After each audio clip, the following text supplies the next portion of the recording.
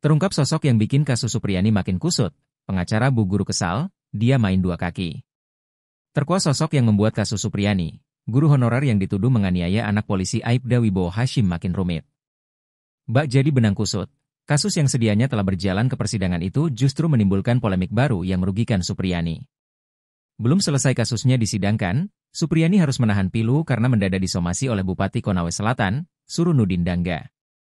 Somasi tersebut adalah imbas dari aksi Supriyani mencabut surat kesepakatan damai yang sempat ditandatanganinya bersama keluarga korban kasus yakni Aibda Wibowo Hashim. Seperti diketahui beberapa waktu lalu, Supriyani dipertemukan dengan orang tua korban. Pertemuan tersebut diinisiasi oleh Bupati Surunudin Dangga dan berakhir pada munculnya surat kesepakatan damai antara Supriyani dengan pelapor yakni Aibda Wibowo. Namun sehari kemudian, Supriyani mencabut surat kesepakatan damai tersebut lantaran merasa tertekan. Dampak dari pencabutan surat damai tersebut, Supriyani disomasi oleh Bupati Konawe Selatan dengan ancaman pencemaran nama baik. Atas nasib miris yang menimpa Supriyani, terungkap fakta baru soal siapa sosok yang mendampingi sang guru bertemu Bupati dan orang tua korban beberapa waktu lalu. Ternyata yang mendampingi Supriyani kala itu adalah bukan pengacara utamanya.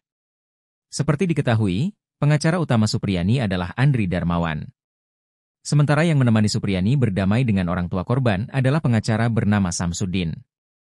Padahal sebelumnya pengacara utama Supriyani, Andri Darmawan tegas meminta agar Supriyani tidak menandatangani apapun lantaran kasusnya sudah berjalan di persidangan. Atas aksi anak buahnya itu, Andri bersikap tegas dan langsung memecatnya. Sebab menurut Andri, Samsudin ingin mengakali proses persidangan Supriyani. Resmi dipecat Andri Darmawan, Samsudin justru balik menuduh pengacara Supriyani tersebut. Menurut Samsudin, Andri lah yang menginisiasi perdamaian antara Supriyani dan orang tua korban.